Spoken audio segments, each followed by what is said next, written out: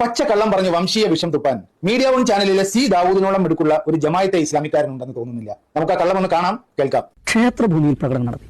ആലോചിക്കും, ഇവർ ഈ പിണറായി വിജയന്റെ പോലീസ് നയങ്ങളെ, ഈ സംഘപരിവാർ നയങ്ങളെ ന്യായീകരിക്കാൻ വേണ്ടി എന്തുമാത്രം അപകടകരമായിട്ടുള്ള കളിയാണ് കളിക്കുന്നത്. ഒരൊറ്റ ദിവസം കൊണ്ട് ഒരു ഇടതുപക്ഷ കർസേവ നടന്നിരിക്കുകയാണ്. ഒറ്റ ദിവസം കൊണ്ട് ഒരു ഇടതുപക്ഷ കർസേവ നടന്നത്രേ. ആ പ്രയോഗം നോക്കൂ, ഇടതുപക്ഷ കർസേവ. ബാക്കി കൂടി കാണാം. കണ്ണൂർ ജില്ലയിൽ മാടായിൽ സാമാന്യമായിട്ട് ആളുകൾ വൈകുന്നേരം പോയിരിക്കുന്ന ഒരു ഒഴിഞ്ഞ സ്ഥലം, കാറ്റുകൊള്ളാൻ പോയിരിക്കുന്ന സ്ഥലം, റിക്രിയേഷൻ സെന്റർ, ഒരൊറ്റ ദിവസം കൊണ്ട് പവിത്ര ക്ഷേത്രഭൂമിയായി മാറിയിരിക്കുകയാണ്. ഇടതുപക്ഷ ബുദ്ധിജീവികളെല്ലാം കൂടി ഒറ്റ ദിവസം കൊണ്ട് മാടായിപ്പാറയെ ക്ഷേത്രഭൂമിയാക്കിയത്രേ. ഒരൊറ്റ ദിവസം കൊണ്ട് മാടായിപ്പാറയെ കേരളത്തിലെ ഇടതുപക്ഷ ബുദ്ധിജീവികൾ ക്ഷേത്രഭൂമിയാക്കി മാറ്റി. വിഷയം അറിയാമല്ലോ.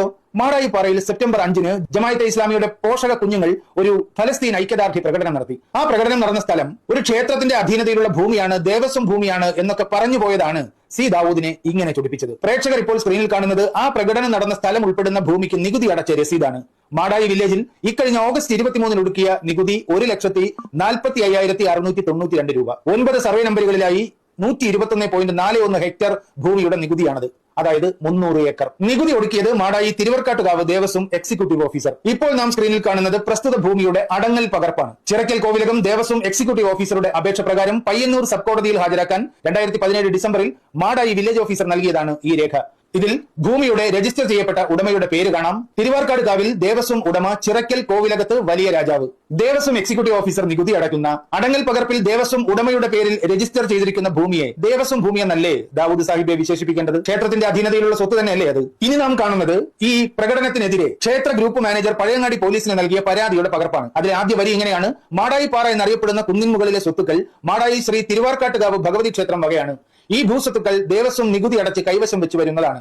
റവന്യൂ രേഖകൾ പ്രകാരം അത് പണ്ടേ ക്ഷേത്രഭൂമിയാണ്. അപ്പോൾ കാര്യം കൂടുതൽ വ്യക്തമാണ്. ക്ഷേത്രം വക ഭൂമിയിലാണ് ഹുക്കുമത്തെ ഇലാഹി സ്ഥാപിക്കാൻ നടക്കുന്ന മൗദൂദി സംഘടന ഉടമകളുടെ അനുമതിയില്ലാതെ കടന്നുകയറി രാഷ്ട്രീയ പ്രചരണം നടത്തിയത്. ക്ഷേത്രത്തിന്റെ അധീനതയിലുള്ള ഭൂമിയിൽ ജമായത്തെ ഇസ്ലാമിക്കാർ നടത്തുന്ന ജാഥയുടെ ലക്ഷ്യം സമൂഹത്തിൽ സ്പർദ്ധയുണ്ടാക്കുക എന്നത് തന്നെയാണ്.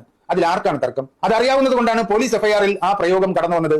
സമൂഹത്തിൽ സ്പർദ്ധയുണ്ടാക്കുക എന്ന ഉദ്ദേശത്തോടെ. ഇപ്പോൾ ഏതാണ്ട് കാര്യം വ്യക്തമായില്ലേ? ഈ ഭൂമി ക്ഷേത്രഭൂമിയാണ് എന്ന വസ്തുത പറയുമ്പോൾ അരിശം മൂത്ത് പിച്ചും പേയും പറയുന്ന സി ദാവൂദിൽ നിന്ന് പുറത്തു ചാടുന്നതും അതേ വംശീയ സ്പർദ്ധയും അസഹിഷ്ണുതയും തന്നെയാണ്. ക്ഷേത്രഭൂമിയിൽ ഒരു ഇസ്ലാമിക സംഘടന ജിഹാദ് ബാനറും പിടിച്ച് രാഷ്ട്രീയ പ്രചരണം നടത്താൻ ഇറങ്ങുന്നത് സംഘപരിവാറിന് കിട്ടുന്ന ലോട്ടറിയാണ് എന്നറിയാത്തവരായി ആരാണുള്ളത്? അതറിഞ്ഞുകൊണ്ട് തന്നെയാണ് ഈ നാടകത്തിന് ഇവരിറങ്ങിയത്. അവർ ലക്ഷ്യമിട്ടതുപോലെ തന്നെ കാര്യങ്ങൾ നടന്നു. സംഘപരിവാറിന് രാജ്യാന്തര തലത്തിൽ കേരളത്തിനെതിരെ വിദ്വേഷ പ്രചരണം നടത്താൻ ഒരു കാരണം കൂടി കിട്ടി. അതല്ലാതെ വേറെ എന്ത് നേട്ടമാണ് ജമായത്തെ ഇസ്ലാമി ഈ നാടകം കളിയിൽ നേടിയത്?